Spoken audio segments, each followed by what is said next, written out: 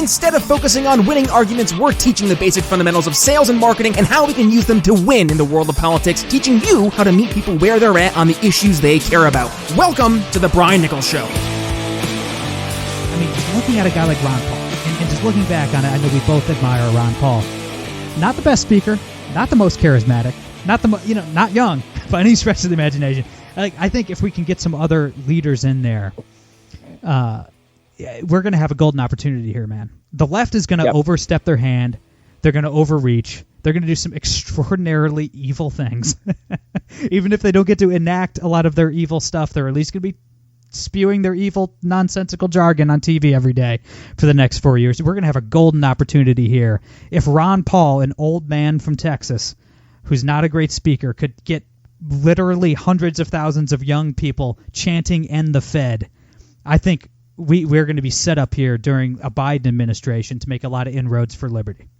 So let's focus on the things then, right, that people are really fired up about. And that's what Ron Paul and I was referring to, what he was doing in 2008 and 2012, it worked in the time frame, right? The context of the time frame. And then that's why, if you're a libertarian in 2021 and you're trying to win people over by telling them how bad the Fed is, well, you're right, but I'm sorry, that's not going to catch them by, any surprise. Like, that's great. How did that help put food on my table right now? You can talk about monetary policy until you're blue in the face, but here, how about this? Let's talk about ending lockdowns, right? How about getting the government out of people's lives and getting people to not be deemed essential versus non-essential.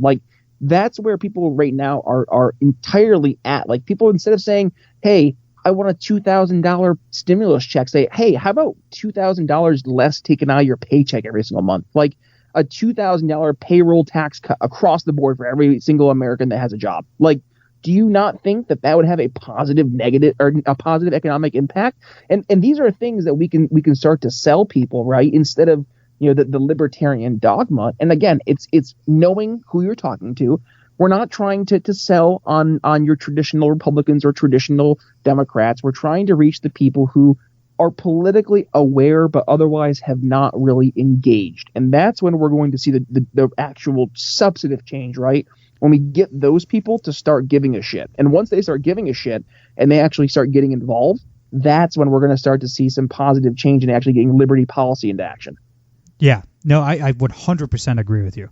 I 100% agree. And I'm going to end the show in just a second on some way too soon punditry on where the GOP and the LP are going to go from here. Obviously, we're going to be wrong because, it's January 2021. So we're talking about where each party's going to land in the next couple of years. I'm sure we're going to look like idiots but we might as well put it on the record and let our fans make fun of us, right? But let's do that first. Obviously, we know what we believe both the Libertarian Party and the GOP should head next. What battles we're up against. Before we get to that, what do you think they will do? Just put on your cynical hat, Brian. You've seen too much, as have I.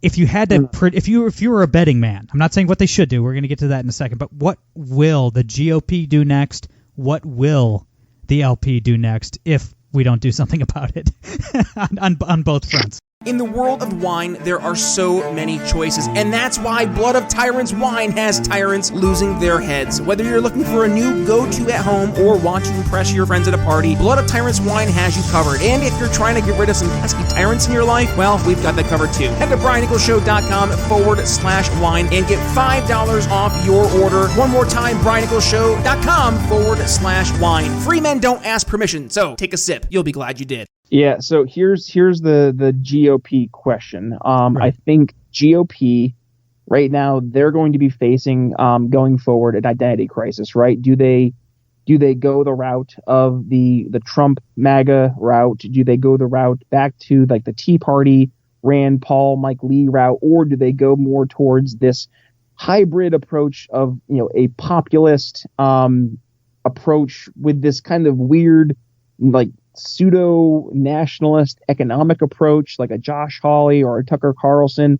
I think you're going to see the answer be a hybrid of the MAGA versus the Josh Hawley wing of the GOP. I think you're going to see more of that take over, and then you're going to see For the LP, I think you're going to see more folks in that Mises Caucus realm. I mean, they've been growing leaps and bounds, right, over the past year. And I think as we move toward 2022, that number, I think they'll probably get to the point where they'll take over like the leadership aspect of the party for messaging. And if that's the case, then I think the messaging will be able to attract those voters in the GOP, like the Ron Paul, Rand Paul, Thomas Massie types, who maybe are going to be feeling alienated and looking for alternatives, assuming that they don't win that battle in the GOP. And if that's the case, then I would see the Libertarian Party moving forward much more in the realm of being truly like that Ron Paul kind of party versus the Gary Johnson, Bill Weld party. Thanks for listening to The Brian Nichols Show. Find more episodes at briannicholsshow.com.